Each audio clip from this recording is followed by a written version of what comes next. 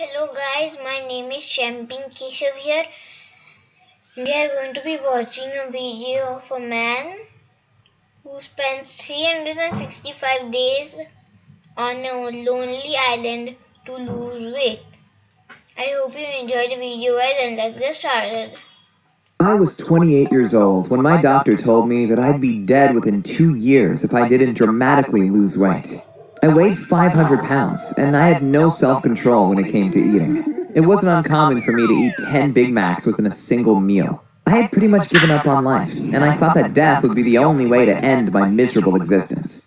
But because I had nothing left to lose, I suddenly came up with a crazy idea. What if I traveled to a remote island without food and stayed there for a whole year? Forced starvation would leave me with no other choice than to lose weight. Now, I knew that fasting for long periods of time could be dangerous. Just recently, a guy in China died after water fasting for only 57 days. But as I already mentioned, my doctor told me I'd be dead soon anyway, so I went ahead and booked 2 seats on a flight to Papua New Guinea, a big island in the Pacific Ocean surrounded by lots of smaller islands. Of course, I had made other preparations. I had bought vitamin pills, a water filter, and even some shackles, so I could tie myself to a palm tree on the island. Last but not least, I asked a local fisherman to take me to a deserted island. I paid him $500 and told him that if he picked me up again a year later, that I would give him another $2,000 in cash. When I showed him the money, his eyes lit up, and I knew for sure that he would come back to save me once the 1-year period was over. We sailed for several days until we found an island with a freshwater spring. It was inside a small jungle, and that's where I tied myself to a palm tree. The fisherman must have thought I was crazy, but he promised to be back after 365 days. Oh, and if you're wondering why I brought the shackles, it's because I was worried that a random sailor would visit my island, and I would ask them to take me back to the mainland. So there I was, shackled to a palm tree. The first week was painful. My hunger got so bad I started chewing on the tree bark. But in the second week, something fascinating happened. For the first time in my life, I felt truly at peace. No one judged me for being a fat loser, and that's when I realized why I had always eaten so much in the first place.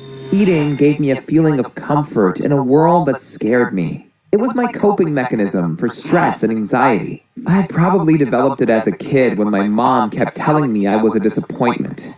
I still remember that from ages of 8 to 14. She didn't look me a single time into the eyes. That's how ashamed she was of me. So it's no wonder that I felt unloved and lonely, and to feel better I would go buy as much chocolate as I could and then eat it to feel good for a moment. But here, on my island, I was safe, and my hunger soon disappeared. Out of boredom, I even started working out. At first, I could only do sit-ups, but after 4 months, I had lost enough fat that I could train my whole body, doing push-ups, squats, and any exercise you could imagine. I felt like I finally had my life under control. But oh boy, I would soon find out how wrong I was about that. After day 180, I had lost enough weight that I could get my foot out of the shackles. I was free and thought that it might be healthier to start eating a little bit again. So I made a spear out of wood and went fishing.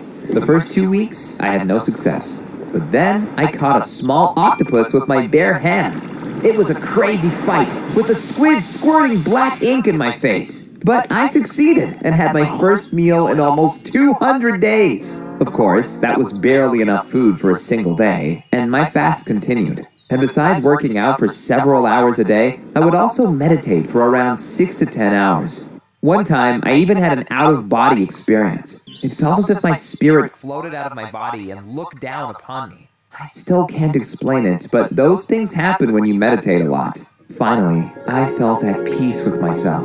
Even though I missed human contact, when I saw a sailboat heading to my beach, I started waving, but they quickly turned around and sailed away again when they saw me. I realized I had probably scared them because I was naked.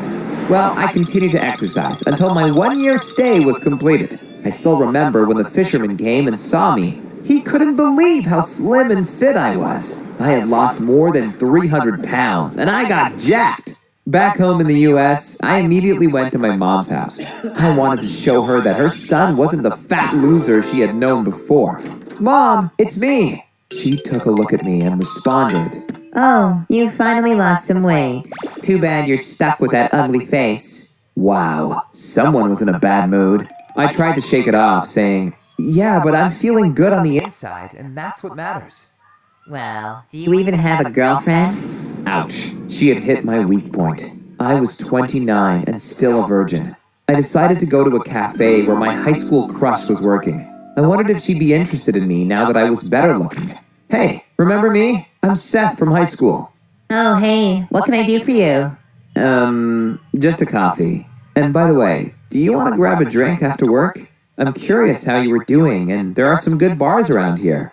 Ugh, yikes. Leave me alone. We weren't even friends in school. Ouch, her words hurt, and I realized that I was still an unattractive loser to girls. No one wanted me.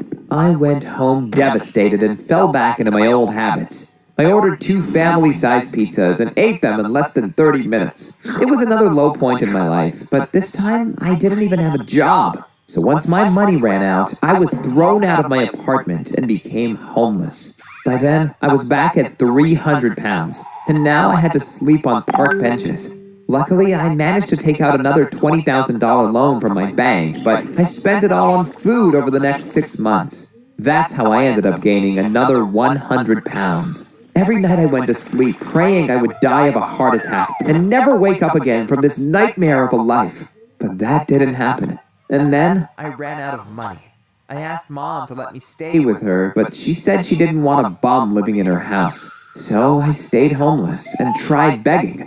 Unfortunately, people don't give much money to fat guys like me, and I resorted to stealing sweets from supermarkets. One time, I carried 10 packs of Oreos under my jacket outside of the store.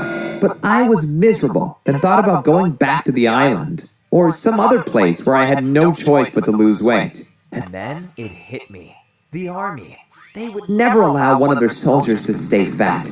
I applied the very same day, but was told by a recruiter that I had to get down to 24% body fat to be accepted. I thought, no problem, and went into the woods. I camped next to a river and chained myself to a big tree and threw the key far away. Again, I had no food with me, and the only way to free myself was to fell the tree with my pocket knife. It was a big tree, so I knew it would take months. To be exact, it took 3 months, which was long enough for me to become thin again. Then I applied to the army again, and this time successfully. It was the best decision of my life, because when I started overeating again during basic training, my sergeant noticed it and started publicly humiliating me by making me walk around without a shirt at all times, so everyone could see how overweight I was. It was so embarrassing that I actually started to eat less, and in the meantime, my sergeant also made sure I trained extra hard. If others ran 3 miles, I had to run 6. Today, I'm still in the army, and I'd rather endure hunger than my sergeant making me train double. By the way, I know how ridiculous this whole story must sound to you, but hey, it's the only way I know I can stay thin.